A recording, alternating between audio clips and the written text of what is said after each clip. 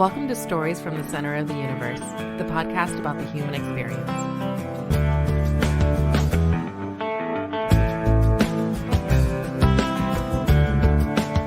Amber Klingman, welcome to the Center of the Universe. Thank you so much for having me today. All right, we should mention how we connected. You and I both know Jennifer Stevens. I work with Jennifer. We've worked together 2.5 years. And you've known her for how long? Jennifer and I have known each other about 23 years. We met we met as freshmen in high school. Okay. So you've known her a while, more than a minute. Yes, way more than a minute. Yes. Would you consider her one of your best friends? Absolutely. She's absolutely my best friend and family. That's awesome. I can tell you from what I know of Jennifer, and I don't know her as well as you do, but she is a very, very good egg and somebody you want on your side. 100%. I mean, we have been through a lot together. Bad, good, indifferent. We have been through a lot of things together.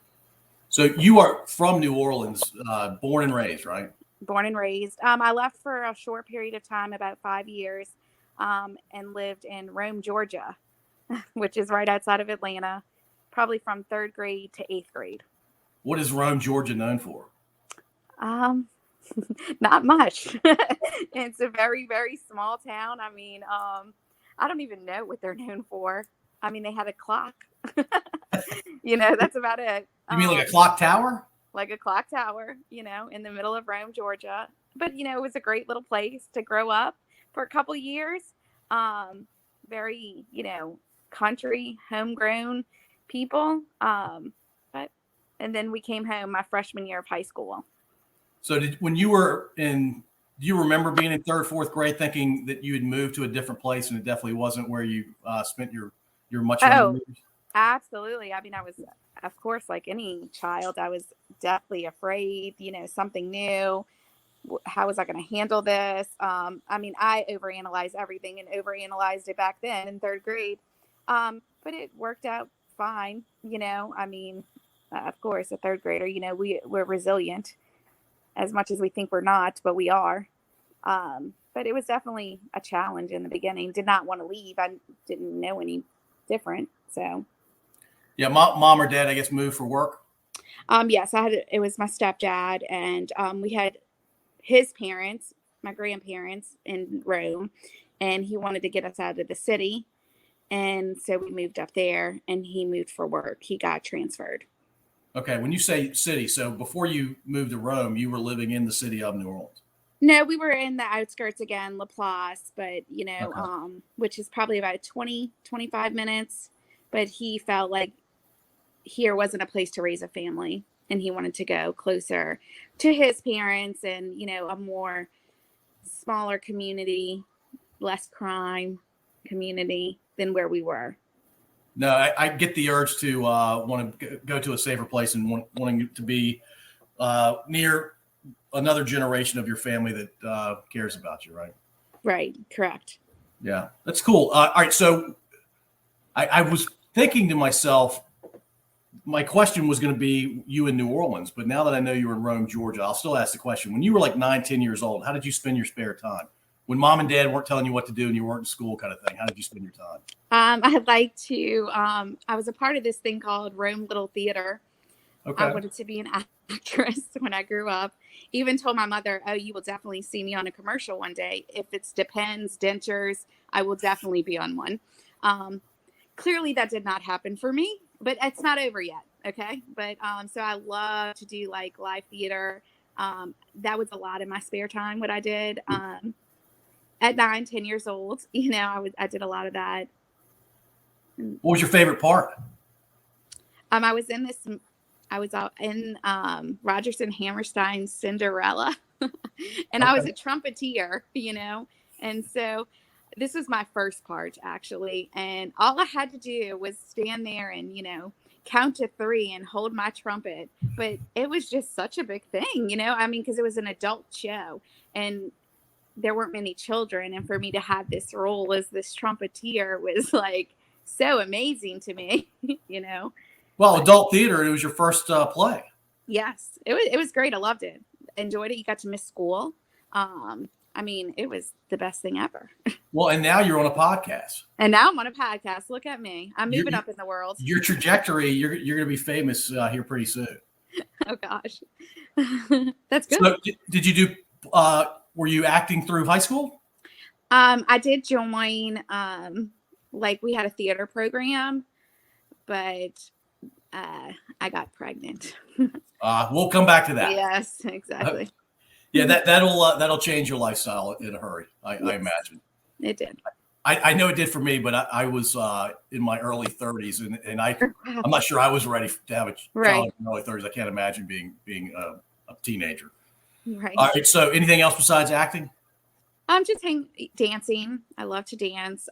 Dancing outside of the front yard. Making dance videos, I guess you could say. I was very active, very social. Always have been very social. Hanging out with friends.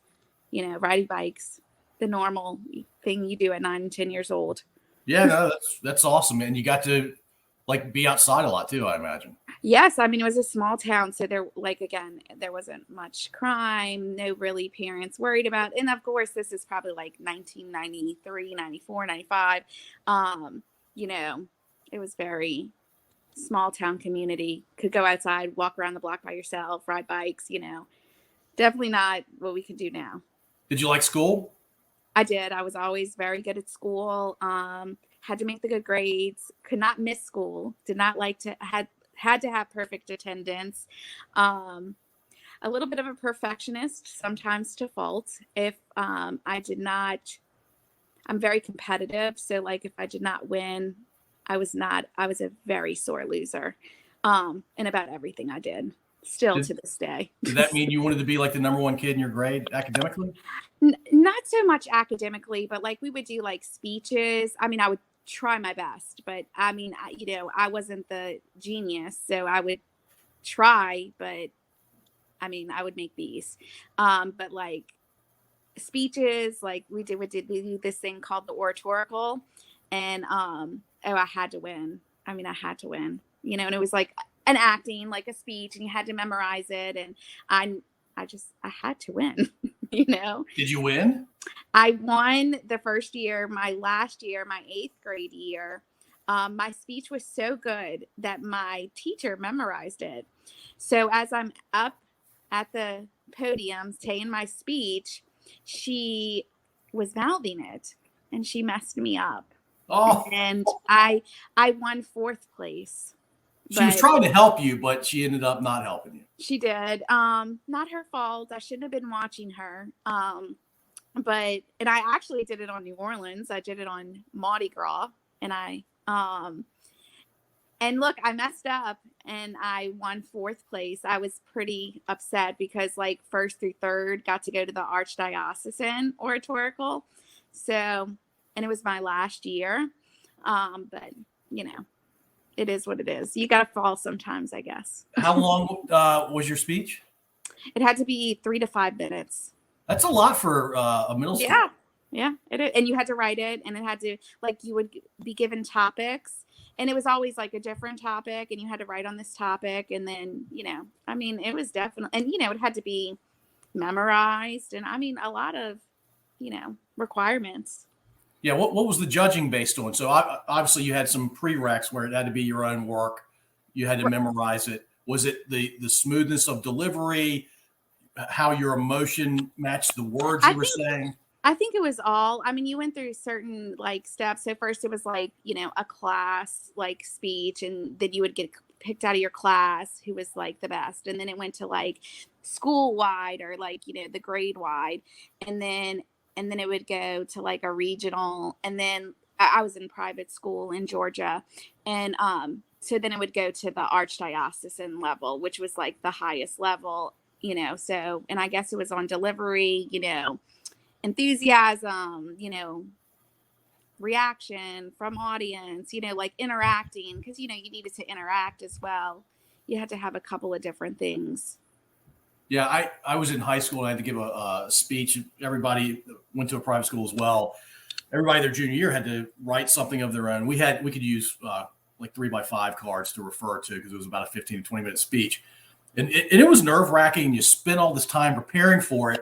And the feedback I got, the constructive feedback was I should have been more excited about talking about my hometown of Ashland, Virginia. And I'm like, I was just happy to get through it. Like, right, exactly.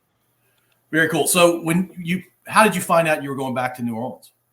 My parents, my stepdad and my mom got a divorce. So my stepdad and my brother stayed in Georgia, and my mom and I came back to New Orleans. Oh, that's rough, right? Oh, I was very angry. Because now at this point I have been here from 3rd grade to 8th grade.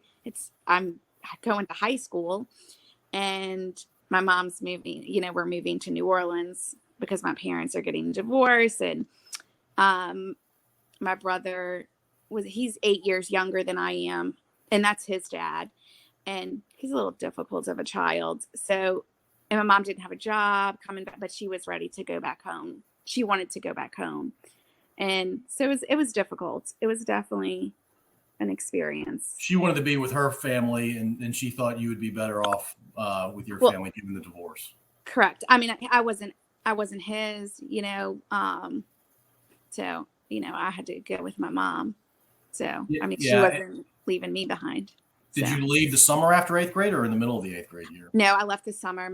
I graduated from 8th grade there, and then we left like maybe 2 days later. All right, so you're going to a brand new school. Was it a public or private school? Oh, in New Orleans, it was public. So I was scared out of my mind, okay? My 8th grade class in Rome, Georgia, in a private school was 9 people, okay? And my mom is putting me in a public school in New Orleans. It's in Metairie, actually, but, in New Orleans, Louisiana. I'm thinking, oh my God, I'm going to get murdered. I'm going to die. She's going to kill me. This is going to kill me. I mean, I had no idea. I never, I hadn't been in public school. And I just did not know what I was going to expect. Yeah, Metairie is right next to the city of New Orleans, right? Yeah, so it's like New Orleans, Metairie, Kenner. So they're literally, we're so small. Everything's like literally 5-10 minutes from each other. Yeah, the bus line runs through Metairie into the city, right? Oh yes. I know that because I went to Mardi Gras one year and we stayed in the London Lodge. Have you ever seen the London Lodge? You remember that place? I don't think so. It's a motel. It's not a place I would recommend anybody. Okay. Yeah, I'm not familiar with it. That might be a good thing. That's a great thing for you. I probably should have never been familiar with it in the first place. So New Orleans, what year was this when you went back? I went back in 1999. So 99, New Orleans had a reputation, I think, of having a fair amount of crime, right? Yeah. I mean, it definitely, more than Rome, Georgia, at that point. It did have a little bit of crime. New Orleans more than Metairie. I mean, Metairie is actually very decent, but I was an 8th grader, very unfamiliar, just overhearing adults speaking, scared. Yeah. So, when did you stop being scared? Probably the first day at Grace King. I was fine. I did fine. I made my mom. She, of course, my freshman year of high school, I made her walk me to my homeroom. Imagine a freshman, right? And she, of course, had to wear the worst outfit. My mom is very small, very youthful looking. She probably could have blended in. No one would have even known that she was not a student. But no, she had to wear this awful outfit that day to like totally stand out that she was an adult. But I did not care. I had her walk me to my first day, my freshman year, to my homeroom. And then it was fine from there. I was good. Like, I made friends. Grace King was an amazing school. Nothing like what I thought it was going to be. I never saw anything, no fights, I met some of the greatest people there. So, my overanalyzation of everying was not what it came out to be. Well, look, everything has a reputation before you experience it for yourself, and you got to debunk it or figure it out for yourself. Correct. And I'm glad it only took a day. Only a day. It didn't take long. Like I said, I can talk to the wall, literally. So it didn't take me long to make friends, in which Jennifer was in my homeroom. So you met her day one. She came a little bit later. A little bit later. She came a little bit later, but I'm Klingman, she was Kiefer. And so, I think it was maybe like a month in, but we weren't that close freshman year. We became close sophomore year. Okay, right on. Let's go back to your mom's outfit. Okay. I'm intrigued. What did her outfit look like? And this is 99, so I'm thinking back to what 99 fashion was like. She had this purple romper, like dress romper for work, like with this big belt and like, her Farrah Fawcett hair.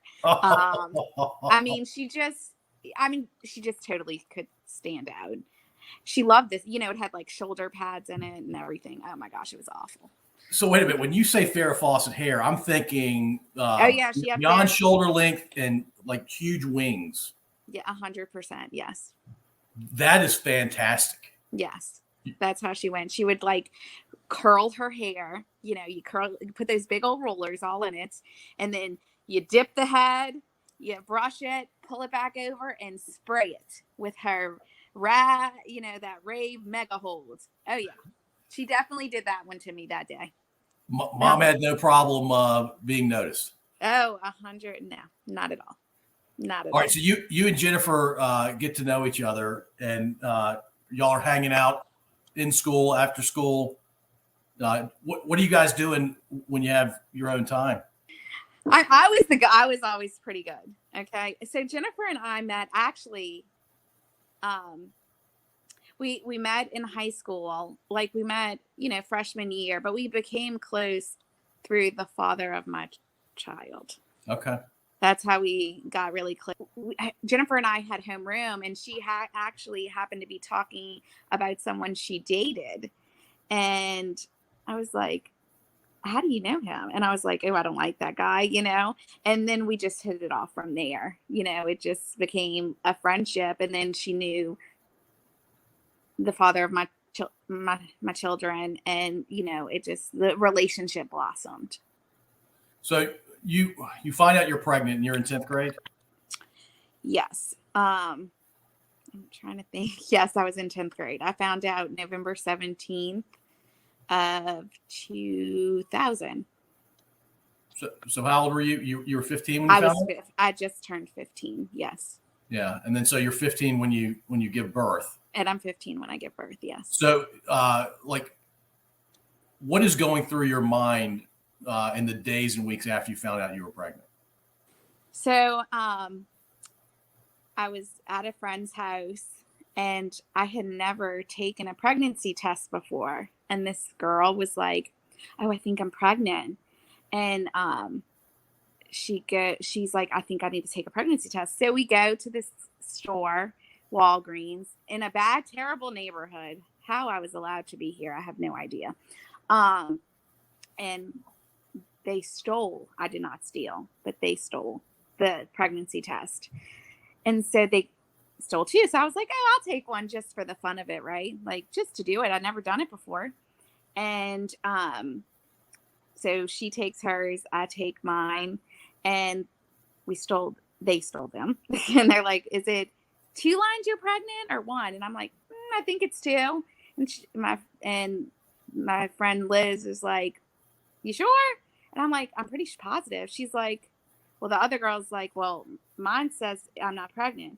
And she's like, Amber, I think yours is defective, and throws it. And I'm like, oh my God, you got to be kidding me, right? Like, I just did this for fun, just to do it. And I hadn't even had fun long enough. Like, this was very new. And so we went and got another one. Of course, I'm like, oh my God, how am I going to do this? Like, I'm 15. Of course, my mom's going to be furious. Again, my perfectionist set in. I'm a pleaser. I'm a people pleaser. So like, I don't like to make anyone upset. I like to do everything correct. I like to make the right grades. I like to clean my room, do what I'm supposed to do. So I go and I take another one, and I'm in this little shotgun double, okay, on Elysian Fields, right off of Elysian Fields. And they didn't have like showers, they just had like a bathtub, like one of those old time bathtubs. And I'm sitting on the edge of the bathtub. I take the second pregnancy test, and my friend looks up, looks back at me, looks down, looks back at me. And she's like, Amber, I'm so sorry you're pregnant. And I just collapsed in the bathtub. Because the father of my children, we were not together at the time. We had just broken up. And I'm thinking, oh my gosh, how am I going to do this? But me being the person that I am, I was like, well, like I have to do what I have to do. I mean, I have to be responsible. So I immediately called him and told him that I said, oh, I have good news and I have bad news. I said, the good news is I don't want to be with you. And the bad news is I'm pregnant. And he hung up on me. Oh. And I was like, oh my gosh. So he immediately called back. And of course, I didn't want to speak to him, and my friend was like, he was like, is she really telling the truth, or is she just trying to get back with me? Everybody's saying she's just trying to get back with me. And she's like, no, she doesn't want to be with you, but she's not lying, And then it just. And he's a high schooler too, right? He was. So I was 15 and he was 17. Yeah. And so I imagine that disrupted high school for you in a way that you could have never anticipated. Actually, I had a lot of help. Never once did it cross my mind that I was going to have to drop out of school or, things were going to be, I had a great support system.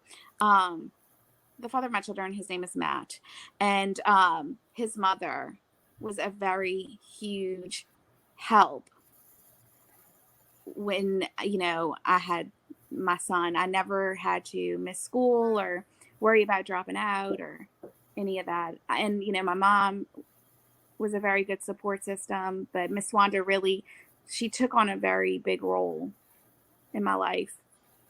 What month was your child born in? My son was born July of 2001. Yeah, so I guess timing works out. It did. It worked out great. I was literally able to have him in the summer. I didn't miss much school, like for doctor's appointments. I had him in July, the end of July, and I started back school 3 weeks later. And you're still a kid, but I imagine you had maternal instincts that kicked in. I did. I 100% had maternal instincts, but again, he was like a doll.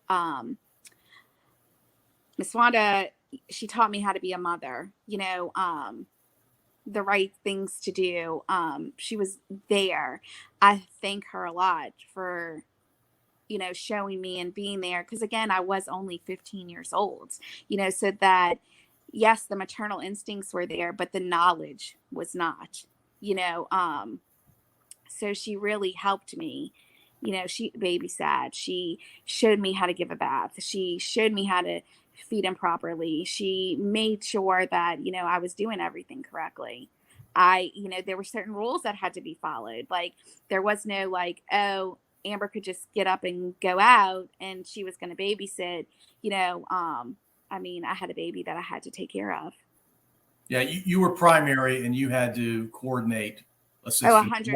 I was 100% his mother, but again, I did have a good support system, that I was able to go to school. I was able to work. I was able to finish high school. I was able to do all that. Well, it sounds like both grandmothers were pretty important to you. Yeah, they were. They definitely played a very important role into where I am today. I couldn't be where I am if it wasn't for them.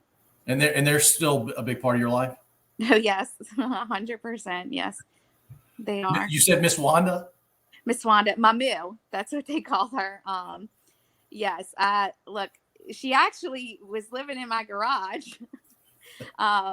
and she just moved out, got her own little place. But I mean, she's a mother to me. She's, I've been with her since I was 15 years old. She taught me a lot. She was a great person. She really was. I mean, she didn't have to do everything she did. I mean, she didn't. I mean, I know she did it for her grandchildren, but in return, she did it for me. Yeah, I mean, you getting pregnant as a teenager, you picked up a second mom too, along with I did. And she took me in with open arms. No question, loved my baby. I mean, I know it was her son's baby, but it could have gone a lot of different ways. Loved my baby like her own. I mean, she'd do anything for that child, whatever. I mean, whatever. That's in her mind. That's her baby. If you want me to be honest with you. No, that's great. Anybody around your baby, you want them to think that way, right? Right. I mean, look, it takes a village to raise a child. And especially when you're young, you need a village. You need everybody. I mean, like I said, I had a lot of support, friends, parents, my mom, I had my dad, like his wife, their children. Like, I mean, a lot of people had to help and step up to the plate, so that we could get where we are today. And what did you name your baby? My son's name is Matthew. He's a junior. Matthew? I do. His dad is Matt. So I call, I mean, sometimes I say Matt if I'm really mad at him, but majority of the time his name is Matthew. So is he Matthew to everybody? Little Matt, I mean, and he don't like that anymore because, he's a big kid now. But yeah, he's Matthew. Majority of them call the big one Matt, and then the little one Matthew. So what would I call him if I met him? Matthew. Okay. Matthew. All right, right on. And how old is Matthew now? Matthew is 20 years old. I'm an old lady now. He's I'm 53 and my oldest is 20. Yeah, I'm 36. Just made 36, and he is 20. Well, happy and birthday. He's about to be 21. Yeah, because what's his birthday? Well, July. I mean, he's got a little time, but he'll be legal. Gosh. Legal. Yeah, he's a good kid though. He really. All right, so you have a child and you're going through the rest of high school, but you end up doing it on time because you're a perfectionist. You have a village around you that's helping you. What did you do after high school? I went to a little college in Algiers called Our Lady of Holy Cross. I was going to go be a nurse. Okay.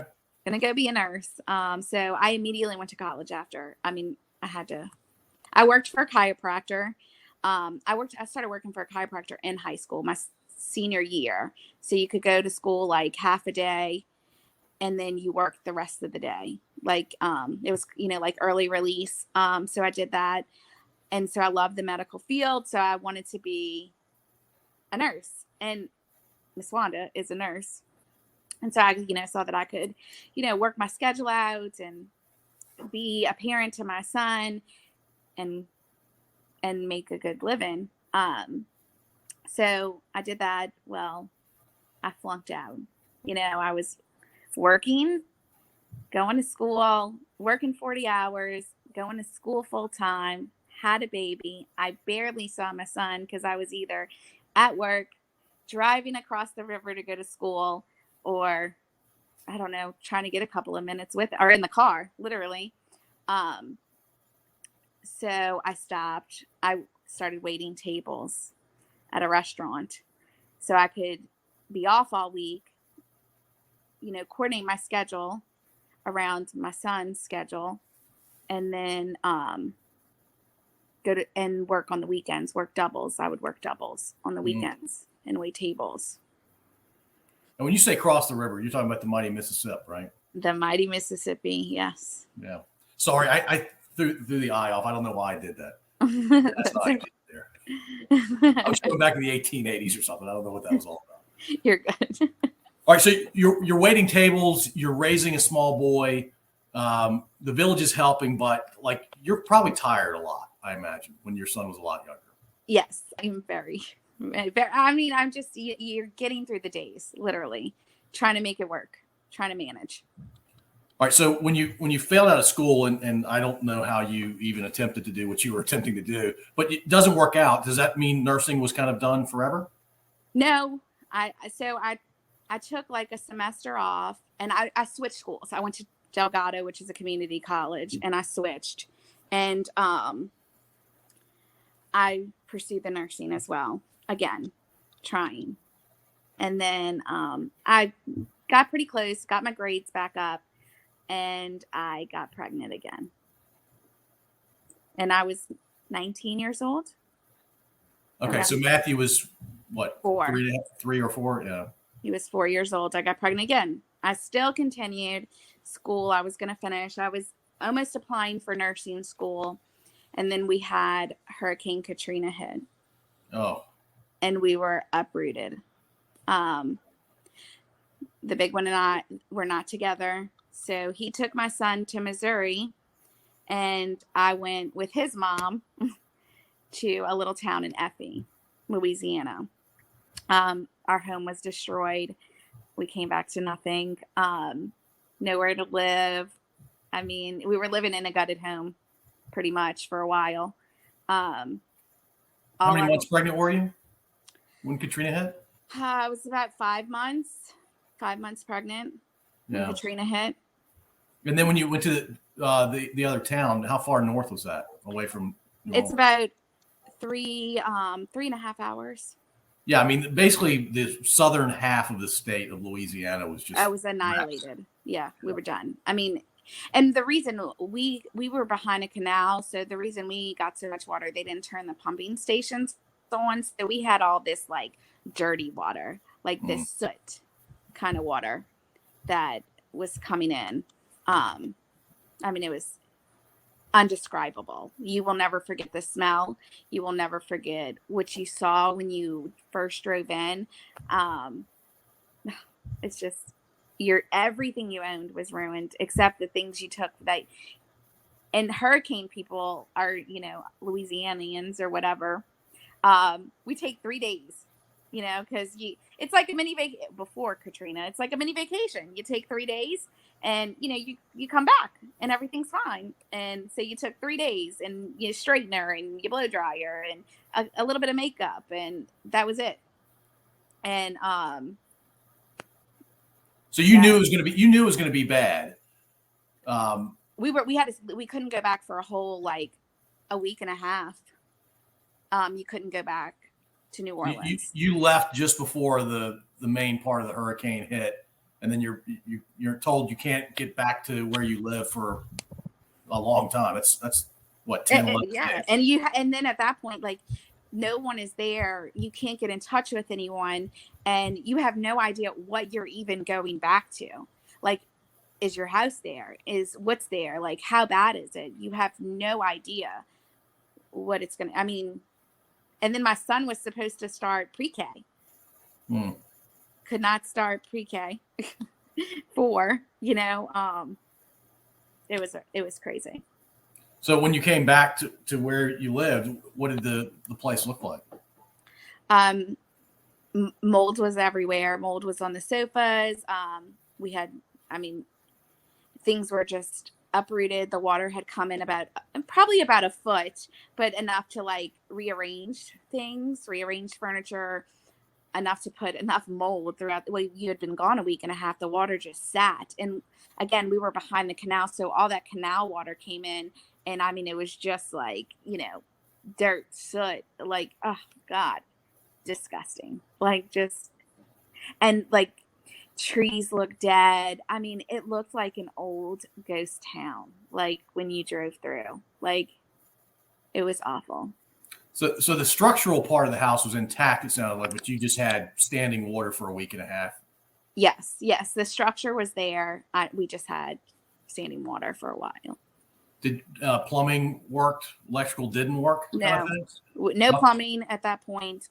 And when we first got back, and no electric when we first got back. And you didn't stay in the house when you came back, did you? No. My mom had gotten electric. An aunt of mine lived in Laplace, and they didn't have as much damage. So we stayed with her until power and stuff and we gutted the house. So we gutted the house and we lived in the gutted house.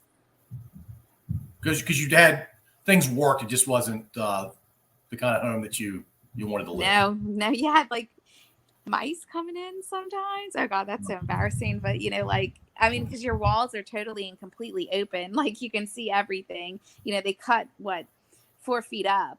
The whole house was open, no stove. You kind of lived on between a microwave, and it was definitely a different way of living until we finally got like a FEMA trailer in the front of the house. How long did it take to get that? Oh gosh, I don't even remember. It felt like years. It probably was it was a good 8-9 months. Wow. It was bad. Yeah, it was really bad. Yeah. Do you trust that if another Katrina size storm and the impact that came with that storm, if it happens again, that the levees will hold? This last storm that came through, Hurricane Ida, now it was more of a wind than a water. They're saying that it would hold. I hope to God it does. But this last storm was pretty bad that we have. It was, and especially in Kenner, it was a Category 5 that hit like the Kenner area. But again, there was a lot of water, but it was more of a wind, and the levees did hold. So, it definitely was pushing. It didn't, I think the levees are holding here now, but Laplace, which is like on the north side of the lake, is where it's breaking and going over, and they're flooding now. Oh my God. Yeah, they have gotten it twice now. And it's like they've done something by the lake because we're protected. Like, Kenner, Metairie, New Orleans, but Laplace, which used to never flood, is flooding every time. That's crazy. It is. It's crazy. But this is what we're used to. Look, I was telling you before we started recording, New Orleans is a kind of town that I enjoy visiting for lots of reasons. But it's the city proper, and I don't know how much beyond the city itself is below sea level, right? Oh, yes, we're a big bowl. That's all we are, is a bowl. It's above us. I don't know how much, under sea level we are. But that's what they call us. We're the bowl. And just sinking deeper and deeper down. Yeah. It makes you wonder how long New Orleans, you and I probably won't see the end of New Orleans in our lifetimes, but at some point, I imagine. I'm sorry. There's still, because, slowly, those little barrier islands at the end, are just being eaten up. So, they're getting smaller and smaller, getting closer and closer to the city. I'm further north, so not much further, but a little bit. So let's go back to you're basically nomadic for several months, like 8 or 9 months, and then you get a trailer. And how long were you all in the trailer? I think it took about probably, I'm going on my memory. Living in it felt so much longer than it probably actually was, but you had a lot of contractors kind of screwing you over, not doing the right things. Is that your daughter? It's my son, actually. Let's see your son. You want to see my son? Come see. Matthew. This is the guy with the podcast. Nice Christmas. Hey, Matthew, how's it going, man? Good. How are you? I'm doing well. Hey, are you looking forward to next season? Yes, sir. Yes, sir. Big time. All right. You guys got a good recruiting class coming in? Oh, yeah. Yes, sir. Yes, sir. And who's your coach now? Brian Kelly. Oh, that's right. Yes, sir. You got the Notre Dame guy. Yes, sir. Yeah, I think he wants to see what he can do in the SEC. I think it's cool. You guys landed a good one there. Oh, yeah. Big time. I think so, too. Yeah, that's awesome, man. Yes, sir. You think it's weird that your mom's doing a podcast? I had no idea she was doing this. I just got home and I didn't even know. It's pretty cool, though. Well, Jennifer Stevens, who I'm sure you know, connected me with your mom, and she said I should talk to both of you Okay. individually. Okay, I got you. So we're starting with mom first because mom's part of your origin story. Yeah, right. And you go by Matthew, your mom's telling me. Yeah, either one, Matt or Matthew, doesn't matter to me. Okay. When you're around the guys, it's Matt, I imagine. Yeah, yes, sir. All right, on. Cool. Well, great meeting you. Yes, sir, you too. You got the Christmas tree rocking? Yes, I do. I mean, there's a couple presents. I have a lot of wrapping to do. Oh my gosh, my wife's doing that right now, and I'm spending all day tomorrow doing it. Yeah. I know. I'm not looking forward to it. All right, so you're in the trailer for longer than you wanted to be, but then the house got ready at some point, and you moved back into the house. Yes. I mean, it took a while to move back in, but we finally moved back in. I want to say it was probably a good year that it took to get it back together. Again, like I said, contractors were just not doing taking things. One was the man that signed my birth certificate was one of the contractors that stole money and didn't do what they were supposed to do.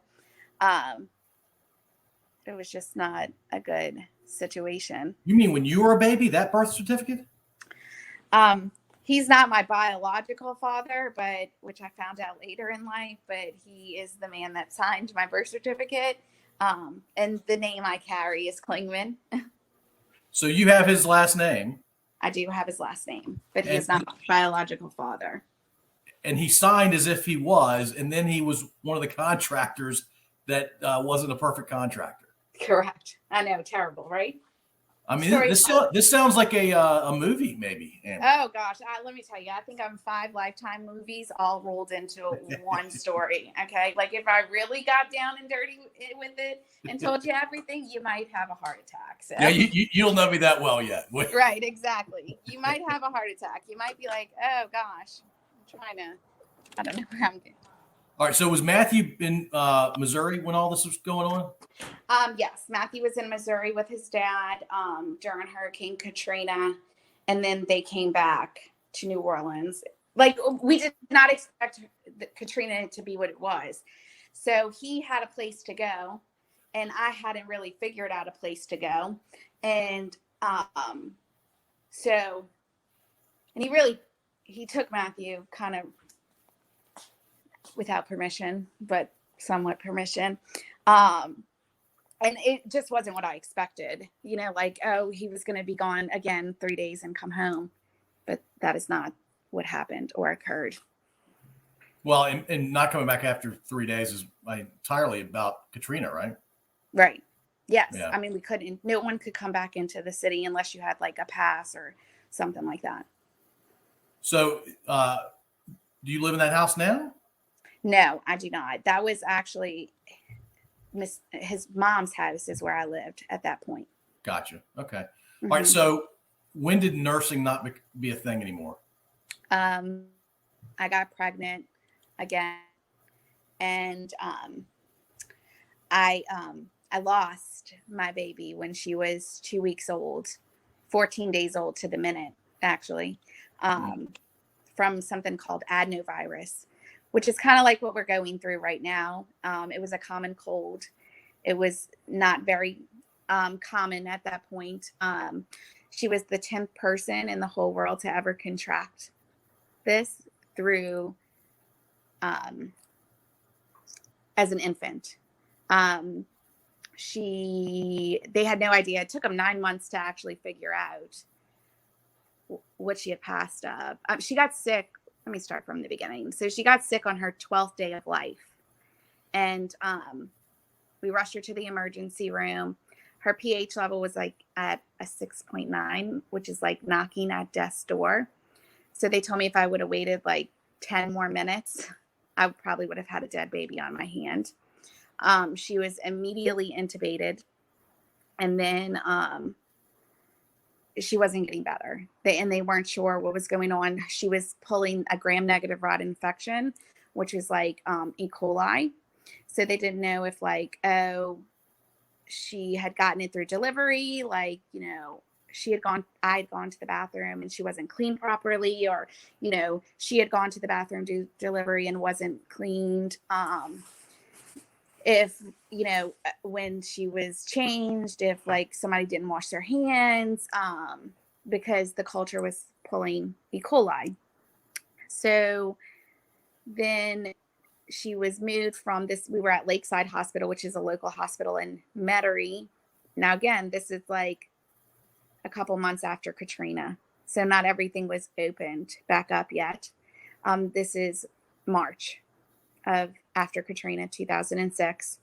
And we were rushed to Tulane Hospital in New Orleans. And she was put in the PICU because they didn't have a neonatal at that point. And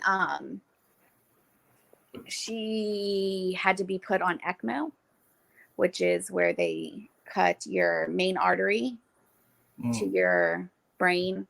And they put this machine, and this machine acts as your heart and your lungs. Her heart was fine. It was her lungs, like, because she had been intubated for so long that it was like a punching bag. And they actually weren't even sure if she was going to make it to the hospital. And I remember following the ambulance and praying to God, that my child was going to make it.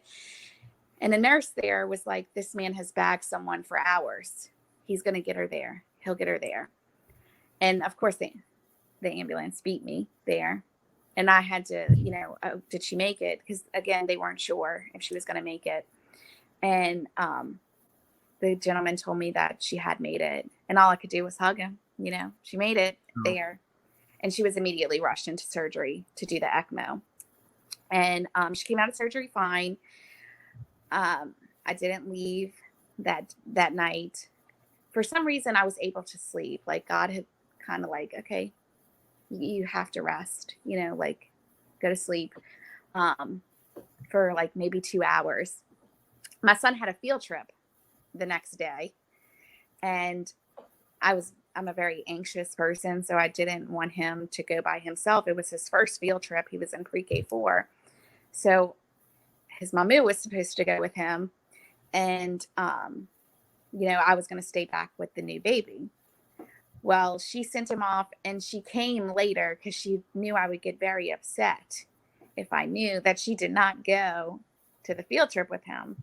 So she came, but she said if something was to happen, she wouldn't be able to live with herself, that she would be at the field trip and not at the hospital. As soon as she got there, the doctors came out, said everything looked fine. And we were supposed to go take a walk so that I could get some fresh air, because I hadn't left the hospital in probably 48 hours at this point. And all of a sudden they were kicking everybody out of the back rooms. And, it was just a very crazy situation. And I just knew. I knew. I don't know how I knew. And the doctor came out and said that Kaylee had hemorrhaged in her stomach, because they give you heparin, which is a blood thinner. And there was a chance that, she could hemorrhage, but they gave me, if I didn't do this, it was a 70% chance that she would die. So I had to take my little 30% and run with it, right? Like, I couldn't let her, I had to fight. I had to give it all, whatever they needed to do. And again, I'm 19 years old at this point. And so they said that I needed to make the decision if we were going to keep going or not. But most likely that Kaylee would be on dialysis for the rest of her life. Well, my Mayo is a nurse, and she looked at me and said, we would be selfish if we would let this child live on dialysis for the rest of her life. But I also, as a mother, cannot make that decision to stop. So the doctor was like, well, before I say that, let me go see if she's hemorrhaged anywhere else. And so they brought her, they went back there, And then they came back and they told me that they had to stop and that she had a hemorrhage in her head as well. And yeah, that was probably the worst day of my life. I can't imagine, Amber. What's her full name? Her name's Kaylee Elise Ray Jane. My kids all have 2 middle names. So it's, their dad has 2 middle names. So we continued that tradition. So, and all of her name means something. So, Kaylee is from her paternal grandparents. Their names are Wanda Kay and Arthur Lee. And then Elise was my grandnanny. And then Ray is my great grandmother. And then her last name is Jane. I'm so sorry for your loss. It's been a while since that happened, but it's going to stay with you. It has. I mean, like, I have really good days, and but and sometimes I can tell the story and not get emotional, and then there's times that I tell the story and I do, and I mean, she'll be 16 years old in March. It has definitely changed me. I'm not the same person I was before her. I'm different. My poor son had to go through a lot with me. I don't think I ever let him out of my sight. He wasn't allowed to do much. Still not so much. I still get a little crazy sometimes, but I have to let him grow. He had to go through it all with me as well. I mean, he went through it all with me. Yeah, it's got to be tough for him. And he's, as a 4-year-old, he has no concept really for what's going on. No, I mean, he remembers. And I think he, at that point, he was this little 4-year-old that his sister never came back home. And, seeing him like kneel at her grave and praying, oh gosh, it's just, it's something you never want to see your child do or ever have to experience that loss. Yeah. I mean, he realized it more when he got older, the pain of it than he did at 4. Yeah. I'm you and I just met tonight, but I'm very, very sorry for your loss. Thank you. I don't know how to transition out of that. I know, right? I know it's definitely a deep one. It's definitely, but look, it's made us who we are today. It's made me stronger, a little crazy, with my children. I don't let them go too far. They're still very much attached to my umbilical cord on this end. They want to leave, but I have to keep them real close. Poor Matthew. I mean, like I said, he was the one that had to go through it with me the most. And I mean, I wouldn't let him go to the bathroom, couldn't go to the bathroom. Couldn't even do Chuck E. Cheese. Did not like Chuck E. Cheese. Hated Chuck E. Cheese. He was not allowed to like walk around by himself. I mean, I was a nut. I was crazy. I think any parent would have done the same thing. Yeah. I was a little, I'm sorry. My dogs are barking outside. No, you're fine. I have 2 dogs and 2 cats and they drive me crazy. Yeah. But you are letting your son out of your sight because he's in Baton Rouge during the school year and he's playing football in the SEC, which is arguably the toughest conference in college football. Yes, he is. He's doing great. Let me tell you, this kid is like one amazing little big person. I couldn't be prouder. I mean, coming from 2 parents, he definitely could have gone 2 young parents. I mean, like I said, I was 15, his dad was 17. He could have definitely gone a different route. And he's not been an angel. He's gotten himself in trouble, but has straightened himself out and he graduated with a 3.9 GPA, a 27 on his ACT. I mean, he actually signed in high school with McNeese State in Lake Charles. And he was just an all around academically a great football player. He was a 3-year starter at a school called John Curtis Christian Academy, which is a football school down here. You're, if you are really good at football, you tend to go to Curtis. And my son's not super tall.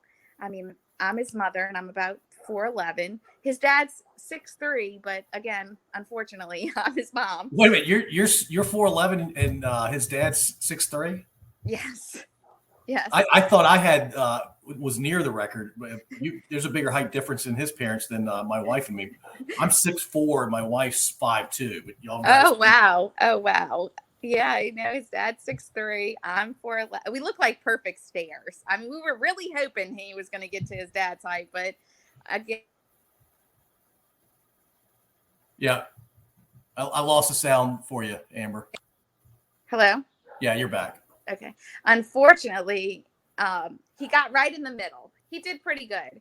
So he's not a super tall, but this kid, like, he can play. And of course I'm biased. I am 100, I'm biased, but people come up to me, like in high school, they would come up to me and tell me, oh my gosh, I love watching your son play. I mean, his heart, he just has a nose for the ball. He knows how to attack. I mean, men, like Matthew, he got hurt sophomore year, I think it was. No, junior year. And they were like, oh God, our defense is nothing without him. Like we need him back. He was an inside linebacker. So like, he was like the captain of the defense, the quarterback of the defense is what I was told. And so he would put everybody in their position. He's just a very smart player. He's just a good kid. He really is a good kid. Do you worry about him? Right. It's not a perfectly safe sport. And yeah. I say that as a guy who played through high school. Like I get the dangers of the sport. Yes, I do worry. But I guess when you see that your child loves something so much or their heart beats for that, then like you have to put your own feelings aside. I worry every day. I can't, but he loves it. And, I have to let him do what he loves. His heart's in it, like this isn't just a hobby, he loves the game. So let's back up. Let's say Matthew is in middle school, high school. Who are his family members that are raising him besides you? And I'm guessing both grandmothers. He had a peepaw, which was my mom's husband, that helped out a lot. Kevin, which is this was middle school. I'm trying to think. It was mainly, my mom, Mr. Eric, which is peepaw, and Miss Wanda, and his dad was in his life. And his dad's still in his life, I imagine. Oh, 100%, yes. Yeah. All right, and you were telling me before we started recording, you have a sixth grader. I do. Her name Ariana. She's my rainbow baby. So I should not. She's my accident. Well, they're all my accidents. I shouldn't have had any of them. But I needed her. I needed that baby because I was a little crazy, and she helped me. Get through the hump that I was going through. She didn't take her place by any means, but she definitely helped me get over. Yeah, move forward. I intellectually understand it, but I obviously can't have a full appreciation because I haven't been through that. I don't wish it on my worst enemy.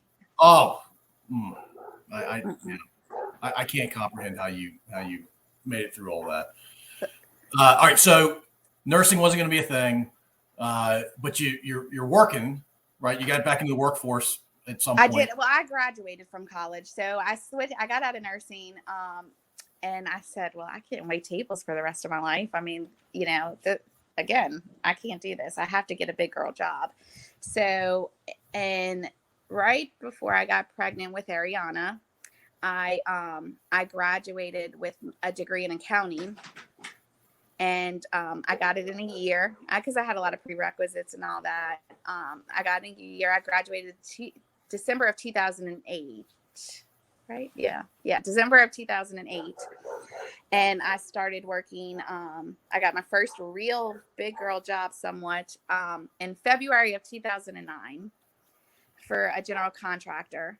And I worked in construction accounting. And still work in construct. I was actually with Citadel for 13 years. And then And you must have just changed jobs. I changed jobs, and recently, well, I don't know if you're familiar, but the contractor I was working for, the Hard Rock in New Orleans that collapsed. Yeah. I worked for them. Uh, Yeah. So, a place that I thought I would be for the rest of my life. I mean, I'd been there 13 years, and so we had to close. And now I work for another general contractor in construction and accounting as well. all right, right on. All right, let's go back to Matthew. Okay. He goes to McNeese State, not a big school, or is it? It's a D1, but it's in the Southland Conference. Okay. It's in the Southland Conference. It's not an SEC school. Southland Conference. Look, I follow college football. I've never heard of the Southland Conference, so it's definitely not the SEC. Is he there? He is. I'm trying to.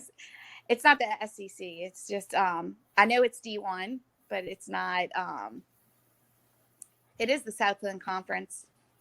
I think that's what it was. Ask Matthew for a couple other schools that were in that conference. Who else is in the Southland Conference? What? Who else is in the Southland Conference? Like Nichols. It's Nichols. It's FCS. It's FCS. FCS. So It's not FBS, so it's like the old 1AA. Yeah, it's 1AA. Yeah, 1AA. Yeah. Okay, so like the perennial good 1AA teams that win national championships are like North Dakota State, James Madison, that sort of thing. Yes. Okay. He said yes. All right. We're not going to interview Matthew. All right. So what do you got going on these days? How do you spend your time?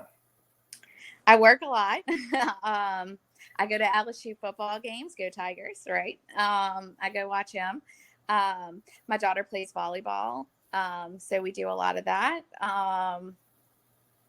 That's really my life is about them pretty much. Well, you're a mom. Yeah. I get it. I love it though. I love the sports world. I love watching them. I love all of that.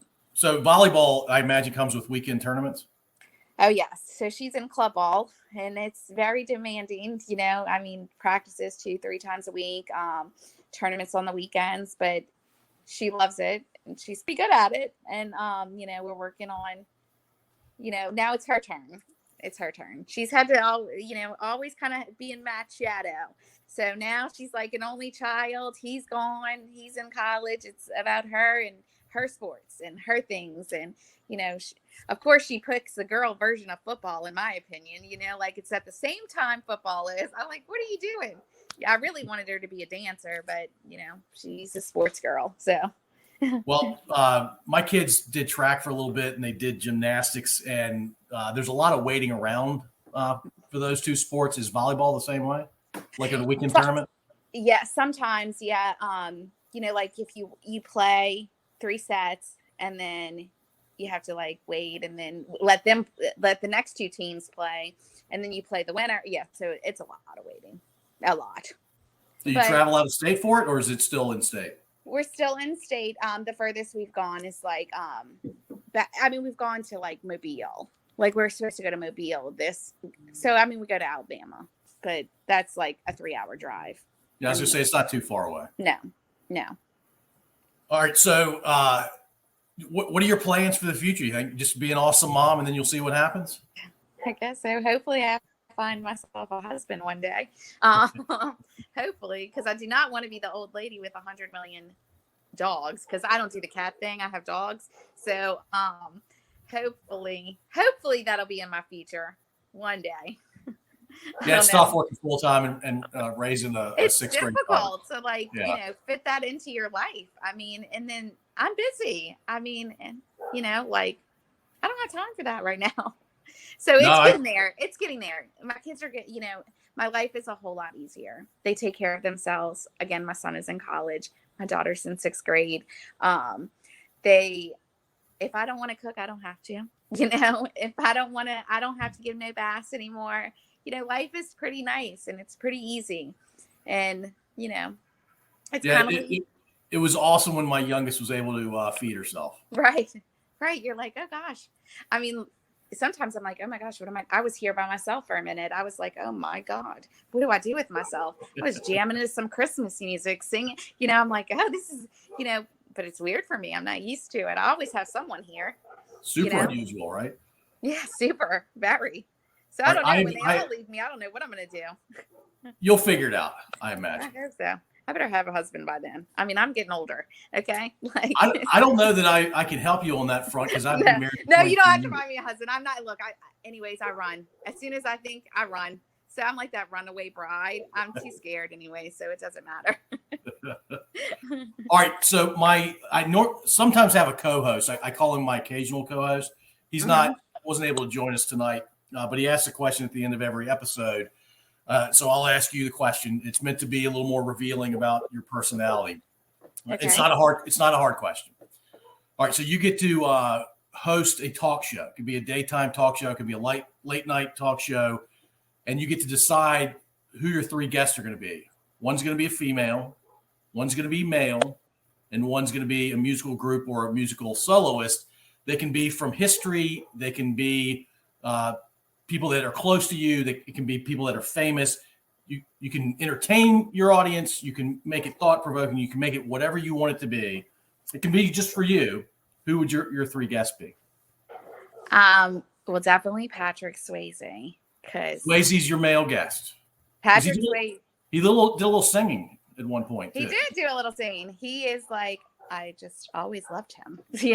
Thought I was going to marry him when I got older, but. What's your favorite Patrick Swayze movie? Oh, Dirty Dancing, of course. I have an affinity for Roadhouse. I have actually never seen Roadhouse. Like literally, I mean, I've seen it, but not like sat down and watched it. My second favorite would have to be Tu Wong Fu because he made a beautiful woman. He just made a beautiful woman. he was a very talented guy. He was very talented.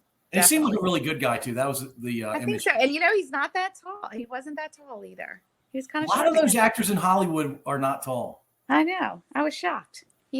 But I mean, definitely Patrick. I mean, look, we were on first name basis. I just thought he was the best person in the world. All right, that's a good guess. I'd watch that. Okay. How about your female? My female guest. Well, when I was younger, I wanted to be Mariah Carey. So I thought, so I guess I would have to pick Mariah Carey because I still love to, sing All I Want for Christmas like I'm her. So, I mean, she would definitely have to be somebody that I would want to meet or interview. So you're interviewing your first 2 guests, but they're also musical. I know, I guess. I thought I was going to be that, but, I ended up smoking cigarettes and that did not go in my favor. So now I can't sing for anything. That doesn't help for sure. No, it did not help. All right, musical group or solo musical artist. Oh, gosh. I've named a follow. Gosh, that's a hard one. It can be a group that broke up 20 years ago, or it can be the current one. I guess let's do Backstreet Boys. Why not? Right? Okay. I'm watching you interview Patrick and Mariah. You may lose me at Backstreet Boys. Backstreet Boys. I mean, it was my first concert, so they're like the ones that came to my mind. That's the only reason. They were good for a time, right? They were. It was my first concert. Me and my best friend. So. All right. So, what's your relationship like with Jennifer these days? We'll start in with Jennifer. We always pick up where we leave off. She's my daughter, my youngest. She's her godmother. Even though we're both Jewish, I mean, I'm confirmed Catholic, but she is my daughter's godmother. I mean, she's like a sister to me. I mean, we're not friends, we're family. I mean, at the end of the day, her mom's my mom's her mom. I mean, we're family. We have a tripod is what we have. We have another friend named Rachel and us 3. And when we get together, we're a force not to be reckoned with, literally. We fight, we get mad, and then we're fine. Like, I mean, that's just how it is for us. The handful of times that she's brought you up with me, she lights up when she talks about you. So look, she's been a great friend. And again, she's probably been one of my support systems too, because she was there when with Matthew. She helped, she picked up, she, you know, she did things for me. I mean, she sat when I was pregnant. She'd go out after when I went to sleep, but I would never know. She got busted one time, but they would go out after I went to sleep. But, you know, she sat there with me, you know, because I couldn't go. But so I think that's a pretty damn good friend, you know, 15, 16 years old. Yeah, especially that young. Yeah. Yeah. I mean, she's been a great friend. I couldn't ask for better. Well, Amber, I think you need to consider making 2 or 3 movies about your life. And you're still fairly young, right? I am. I'm 36. So Yeah. I still got a little more life to go. You might end up with like 10 storylines. Oh gosh, I hope not. They need to be good, okay? Because this first 36 years, I mean, I'm not saying they've been bad, but there've been a little bit of roller coasters through them. I'm ready for no more roller coasters or no more mountains. I just kind of want to just sway along, okay? All right, on. I imagine that's what you've got in store. I think so. I hope so. Everything seems to be going great. So. Well, awesome. Well, Amber, I appreciate we're right at an hour, 10 minutes. I appreciate you taking the time to do this. I really do. Thank you so much. Thank you for having me. It was a pleasure. Thank you for listening. If you enjoyed this episode, please subscribe to wherever you listen to podcasts. We'd also really appreciate if you'd rate and review us. You can find us at scodupodcast.com.